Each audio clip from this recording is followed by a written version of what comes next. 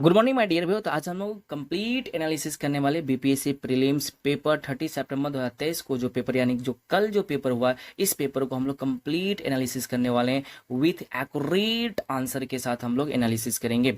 इससे पहले मैं ये बता दूं कि इस बार का जो नेचर ऑफ पेपर है वो कैसा है। इस बार का जो पेपर का जो स्वरूप है वो हार्ड है या मॉडरेट है या एक्सट्रीम की ओर बढ़ा है। तो मैं सिंपल बता दूं, इस बार का जो नेचर ऑफ पेपर है खास करके history and polity too much moderated. Moderate का अर्थ ही होता है बहुत लिबरल, टू मच लिबरल। अगर आपने बेसिक एनसीईआरटी पढ़ रखा होगा, क्लास 11th एंड 12 और नोट्स पढ़ रखी होगी, तो आप पक्का आसानी से आप हिस्ट्री एंड पॉलिटी बना लेते हैं। लेकिन अगर मैं बात कर लूँ इकोनॉमी, ज्योग्राफी या फिर मैं बात कर लूँ करेंट, बिहार, तो ये थोड़ा मॉडरेट है, मतलब हार्ड भी नहीं मॉडरेट है, आप इसे भी बना सकते थे। और साथ ही साथ अगर मैं साइंस की बात कर लूँ तो साइंस जो जनरल साइंस है इस बार थोड़ा वो साइंस टेक की ओर बढ़ा है। कहने की लॉजिक है, पहले जनरल साइंस से सवाल पूछे जाते थे, अब इस बार साइंस एंड टेक्नोलॉजी भी जोड़ दिया गया है। तो अगर आप 17th बीपीएससी का एग्जाम दे रहे हो तो याद रखना आपको साइंस टेक, साइंस के साथ साथ जनरल साइंस के साथ साथ आपको साइंस टेक भी पढ़ना पड़ेगा। तो ओवरऑल में पेपर की बात कर लूँ तो ओवरऑल पेपर मॉडरेट है और हिस्ट्री पॉलिटी तो टू मच मॉडरेट है इस बार। ठीक है, तो अगर आपने अभी तक निष्ठा आईएएस के यूट्यूब चैनल को सब्सक्राइब नहीं किया है तो आप इसे जल्दी सब्सक्राइब करें। थोड़ा मैं भी लिबर्टी करते हैं। हमारे पास सेट बी है, अगर आप लोगों के पास सेट ए हो या सेट सी हो या सेट डी हो तो बिल्कुल टेंशन लेने की बात नहीं है, बस क्वेश्चंस नंबर इधर उधर होंगे। बाकी सवाल 69th बीपीएससी प्रीलिम्स में यही पूछा गया। तो सबसे पहले देख ले इनमें से कौन कैबिनेट मिशन के सदस्य नहीं थे। सबसे पहले हम लोग पॉलिटी पे डिस्कशन करेंगे, उसके बाद हिस्ट्री की ओर बढ़ेंगे। तो इनमें से कौन कैबिनेट मिशन के सदस्य नहीं थे। तो इस सिंपल सा लॉजिक ये आपने मॉडर्न हिस्ट्री में भी पढ़ा होगा और साथ साथ मॉडर्न हिस्ट्री के साथ साथ आपने कॉन्स्टिट्यूशनल डेवलपमेंट मतलब आपने पॉलिटी में भी पढ़ा होगा ये इस प्रकार के जो कैबिनेट मिशन वगैरह। तो सिंपल सा लॉजिक है, यहाँ पे कैबिनेट मिशन के 3 मेंबर थे। पहला तो आपको मैं बता दूं सर स्टेफोर्ड क्रिप्स, दूसरा पैथिक लॉरेंस और तीसरा एबी अलेक्जेंडर। तो यहाँ पे पैथिक लॉरेंस भी दिया गया, एबी अलेक्जेंडर भी दिया गया, लेकिन सर स्टेफोर्ड क्रिप्स नहीं दिया गया। लेकिन इसके मेंबर भी सर स्टेफोर्ड क्रिप्स थे, जे एंड्रू इसके मेंबर नहीं थे। तो आंसर क्या हो जाएगा पहला का आंसर ए हो जाएगा। कैबिनेट मिशन के सदस्य कौन नहीं थे, तो जे एंड्रू नहीं थे, पी लॉरेंस थे, एबी अलेक्जेंडर भी थी। और उसके बाद कौन था, सर स्टेफोर्ड क्रिप्स, लेकिन सर स्टेफोर्ड क्रिप्स यहाँ पे मेंशन नहीं है। तो आंसर क्या हो जाएगा, जे एंड्रयू। तो पहला का आंसर क्या हो जाएंगे बाबू, ए हो जाएगा। चलिए आगे बढ़ते हैं पॉलिटी में।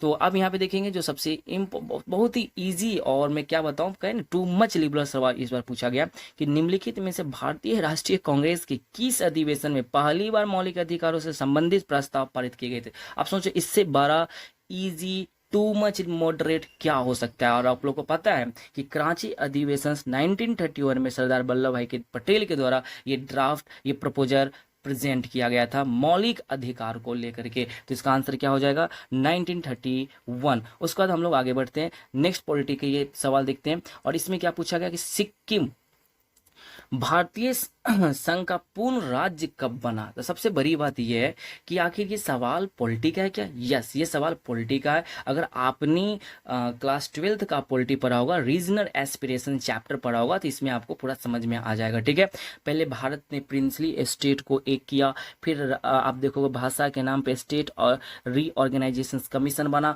फिर ये भाषा के नाम पे आप देखोगे बहुत सारे राज्यों का बंटवारा हुआ, फिर एडमिनिस्ट्रेशन के आधार पर राज्यों का बंटवारा हुआ।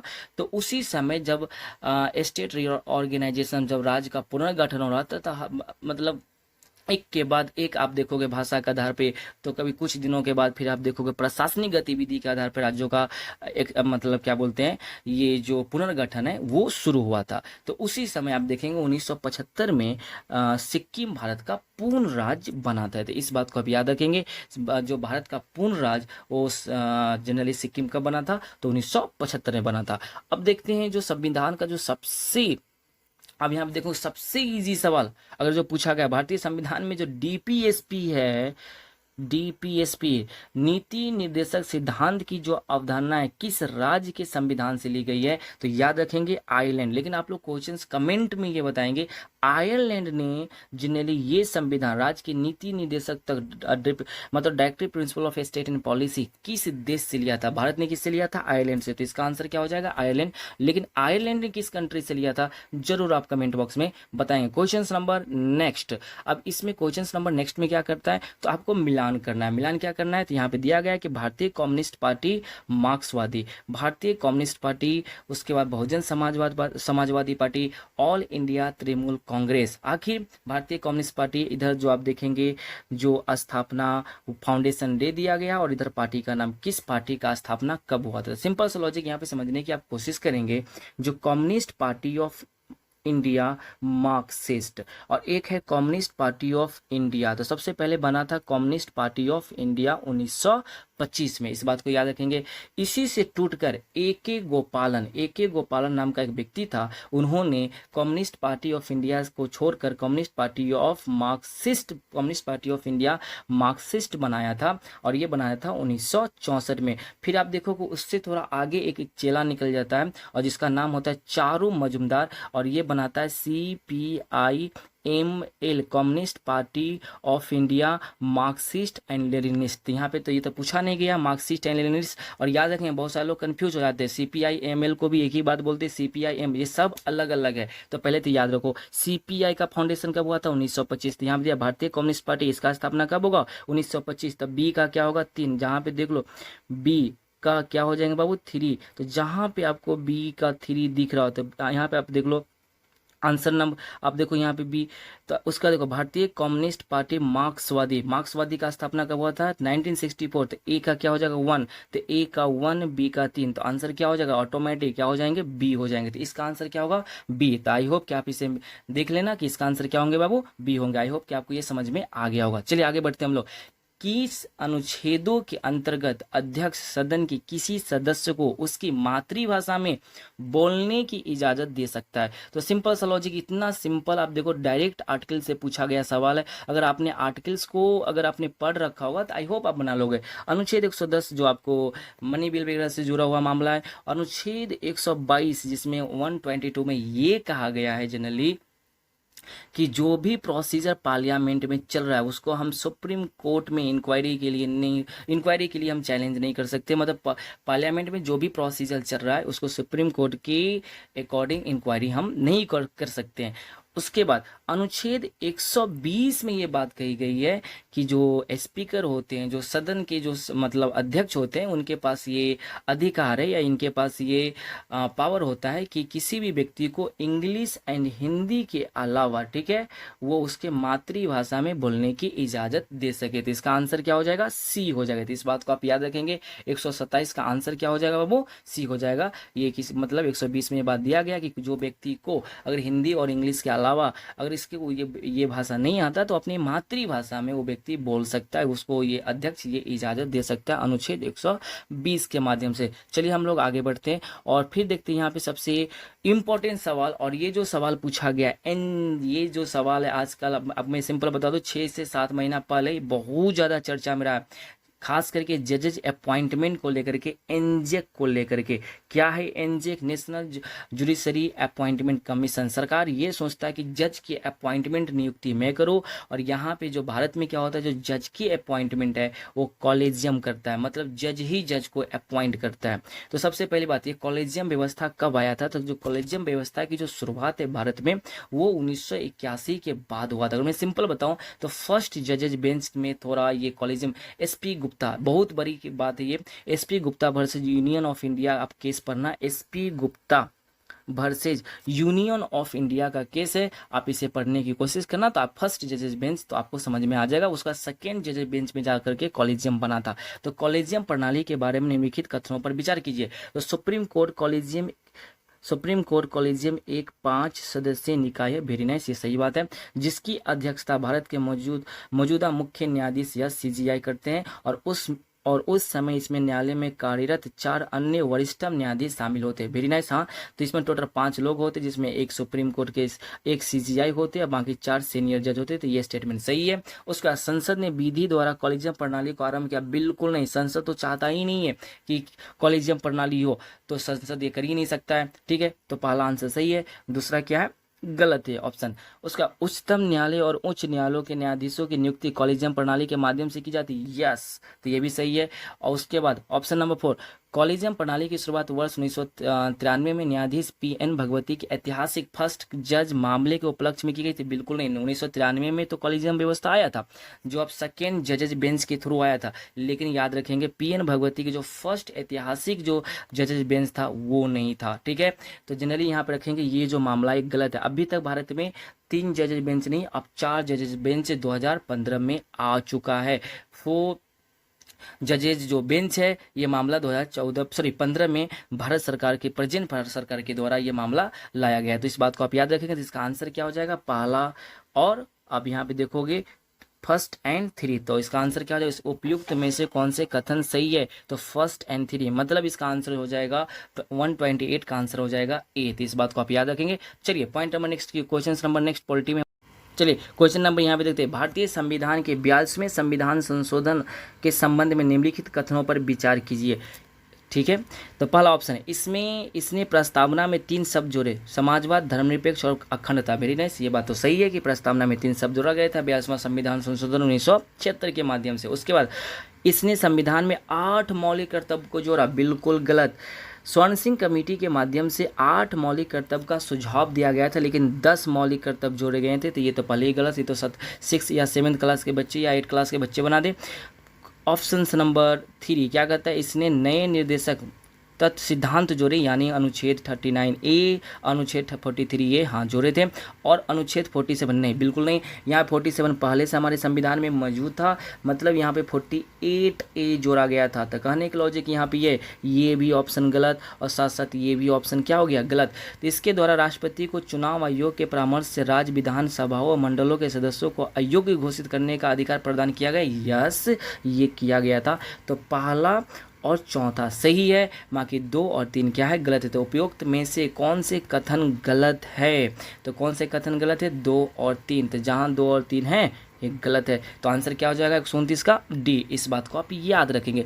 फिर आप देखिए कितना सिंपल और ललीपॉप सवाल पूछा गया, कितना इजी सवाल पूछा गया कि भारतीय संविधान में मौलिक अधिकारों के विचार का संदर्भ किस देश से लिया गया है। तो संयुक्त राज्य अमेरिका से लिया गया, यूएसए से फंडामेंटल राइट का कंसेप्ट लिया गया। भारतीय संविधान के किस अनुच्छेद द्वारा अस्पृश्यता अनटचेबिलिटी को समाप्त करने की बात कही गई है, तो अनुच्छेद आर्टिकल 617 के द्वारा। तो इस बात को सोचो कितना इजी सवाल पूछा गया, इसलिए मैं बोला टू मच मॉडरेट पूछा गया है पॉलिटी एंड हिस्ट्री में।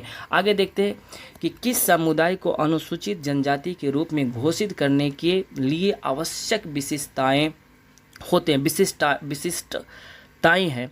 तो आप यहाँ पे जनरली समझने की कोशिश करेंगे, तो थोड़ा जो हिंदी है आप यहाँ पे थोड़ा दिख नहीं रहा है, तो आप अच्छे से यहाँ पे मैं आपको बता दूँ। ठीक है, तो जो अनुसूचित जनजाति को लेकर के, जो किसी भी समुदाय के अनुसूचित जनजाति को लेकर के आप कैसे घोषित करेंगे, तो सिंपल सा लॉजिक है। 2017 में आप देखेंगे खास करके अनुसूचित जनजाति को लेकर के कुछ बातें चर्चा में आया था कि कौन मतलब ऐसे है, कौन कौन से ऐसे तत्व होंगे, या कौन कौन से ऐसे आइडिया होगा, या कौन कौन से ऐसे कस्टम्स होंगे जिसके आधार पे उसे हम अनुसूचित जनजाति को मानेंगे। तो पहला आदिम लक्षणों का संकेत, ये बात सही है कि उसके अंदर पूरा का पूरा प्रिमिटिव कंसेप्ट होना चाहिए। विशिष्ट संस्कृतियाँ, मतलब इसका संस्कृतियाँ कहीं न कहीं दूसरी संस्कृति से अलग होना चाहिए पूरा। बड़े पैमाने पे समुदाय के साथ संपर्क में शर्म, ये बात भी सही है कि जो प्रिमिटिव सोसाइटी के लोग होंगे, जो ट्राइबल होते हैं, वो कहीं न कहीं जो दूसरे समुदाय के लोगों के साथ संपर्क करने में उनको शर्म आता है।